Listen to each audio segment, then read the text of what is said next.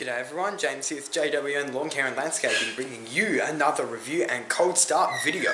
So today we're going to be reviewing the Stihl BG56 blower. So this is bought in November last year. So it's one of my newer bits of equipment, but it's a little bit older. So it's a November 16 model. There are newer ones they're bringing out, they're doing all sorts of things. But yes, this is last year's one. It's a residential grade handheld blower. So they've got, in Australia they have the BG56 and then they have the BG86C. So I know in America they have, like, you know, BG50, BG55, BG66, BG56, BG56C, BG86, BG86CE, and, you know, all sorts of different blowers. We just have the BG56 and then the 86 for petrol handheld blowers, and then we go up to the BR200, and then from there the BR450CEF, and then the BR700, and those are backpack blowers. And then below the petrol handhelds, you obviously have your electric and battery ones, which I can't remember. They might be the BGA85, BGE is the electric one, and the BGA is battery, I think. So yeah, it's a residential grade blower, but I mean, it does great for commercial work.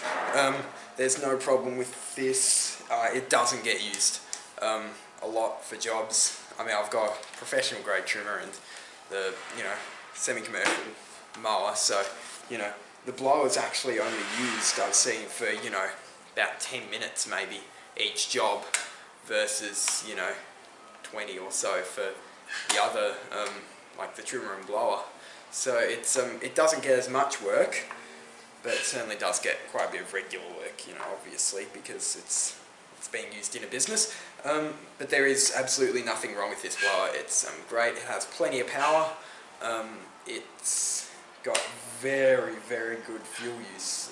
I rarely ever have to fill this thing up, and I use it, you know, pretty much the entire day, every Saturday, and sometimes on Sundays as well. So, you know, it gets a beating, as you can see. You know, it's got a few little marks on it and plenty of grass clippings on it, but overall it holds up really well. So I'm really happy with it. It's a few nice little features I like. It's got the auto return stop switch, so you push it to turn it off. You have to hold this one down until it switches off. My BG FS94RC, if you've seen that video, you just push it once and it turns off. With this you have to hold it down until it turns off and then you can let go, but, you know, for this it only takes a second or two, so I don't really care about that. But yes, the auto return stop switch is nice. It doesn't have a throttle lock, which I don't really like. I mean, you can set the auto choke onto mid, and that kind of locks it in a bit, but for a lot of my jobs, because it's not the most powerful blower, I kind of want full throttle whenever I'm blowing anything, so that doesn't always work the best.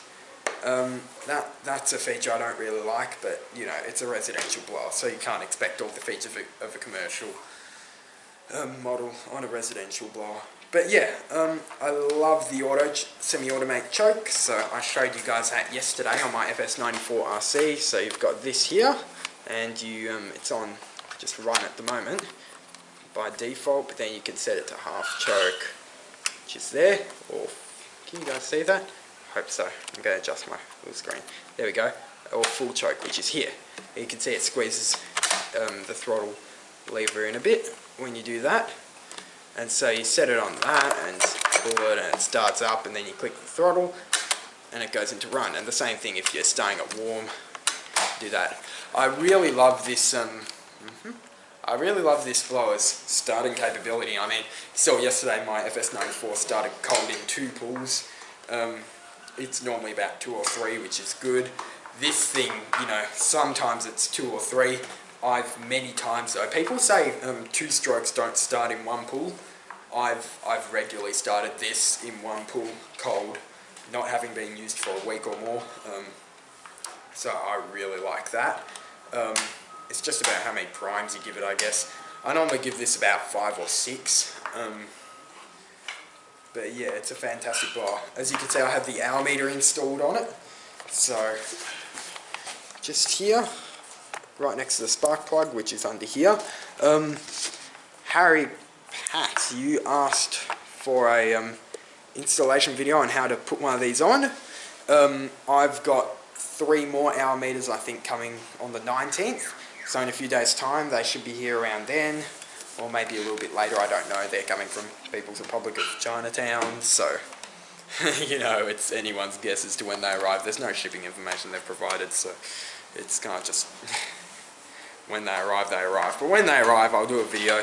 I'm going to put one on my Gardenline 4-in-1 multi-tool, which will be the next thing I review, and I'm going to put one on my 4-stroke edger, and then I don't think I'm going to put one on anything else. No. Oh, I might put one on my hedge trimmer, so I might need to order a couple more, mightn't I? For my new blower. So keep those suggestions coming in, guys, by the way, as to what blower you reckon I'm going to get. I'll have a look, I'll have a chat to some of the blokes, see if I can find a little something to give to the person who guesses correctly. So I'll kind of do a video just after I get it, with bits of footage, not really showing which blower it is, not giving too much away, and then I might do that, and I'll ask for, you know, comments which blower you think it is, and then you know, first person to get it right might get a little something. I'm not making any promises here. This is all based on dealer availability and my availability and time and money and all that kind of thing, because obviously whichever backpack blower you get, especially a good quality one, they ain't cheap. I know in the US you can get them pretty damn cheap, but over here, you know, you're lucky if you can get yourself a decent one for a bit under $600. So it's yeah, that's a bit annoying, but that's because obviously, you know, imports and all that kind of thing. Anyways, back to the BG56 before I waffed on too much. This did come with a free vac kit. I haven't used it yet, but it's in the shed. I have a free vac kit that came with it. I got this on sale, so it's very nice. $269 bucks, I think. It's got a nice easy open chute, so you can click this open and take the tube off, chuck the... again, I haven't used the vac kit yet, but I'm sure it works well. One thing I don't like though about this model is it's not the SH, which is the shredder vac model specifically. So it doesn't have the metal shredder blade in there.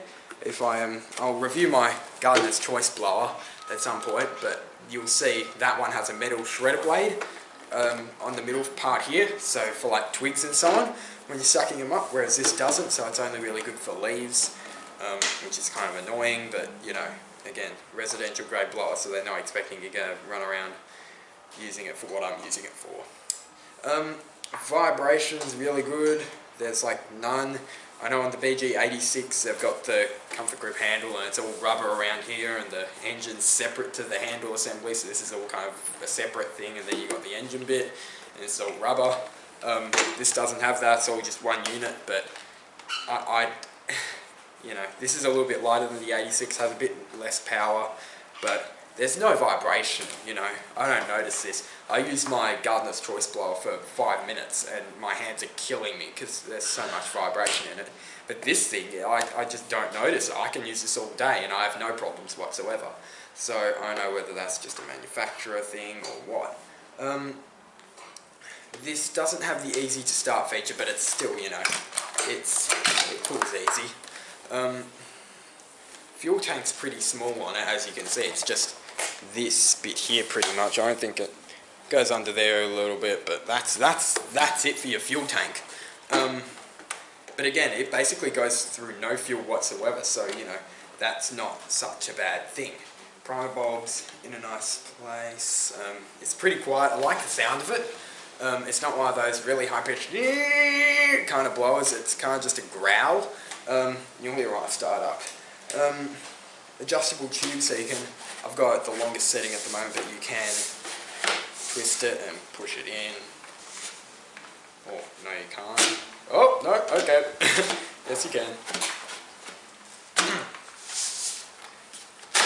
There we go. So, you can make the tube a bit shorter, or you can, now I can't pull it out. There we go. Oh, God. Or you can make it longer like that. So, it's kind of up to you as to how long you want it. I just have it here because, you know, it gets it that bit closer to the ground, so it's easier to, you know, blow clippings further and so on. So yeah, that's, oh, I haven't put this back together correctly, have I? Oh no, it's alright. There we go. Alright, as you can see, I took the cover off to put the hour meter on, and I haven't sealed it. It's not sealed properly here, as you can see. That should be in, but it's not. I'll tighten those bolts afterwards. But anyways, okay, let's do a cold start. So I'm going to tilt the camera down. Yes. And, oh, that's upside down, isn't it? No, it's not. There we go. Okay, so this, again, choke on first. So set it there. Put it on full. It hasn't been started since Saturday, last Saturday. Give it a few primes, yeah, about 6 maybe. 1, 2. Oh no, gotta wait till it gets fuel in the bulb. Oh, there we go. 1, 2, 3, 4, 5, 6. Right, there we go. So about 6 primes there. Set this down a little bit more because otherwise you guys ain't going to be able to see it. And then it's, you don't touch the throttle because otherwise it'll go back into run, so you just leave it, and there's no real need to put it onto half. That's more just for warm, hot starts. So we'll see how many pulls I can start. I'm hoping it starts in 1, but let's see. There we go. There we go, 1 pull start.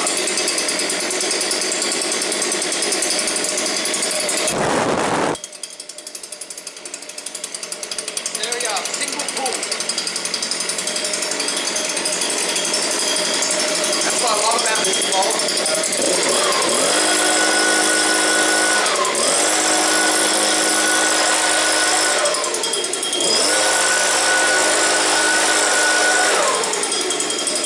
You can set it into half or, you know, just flying lightly.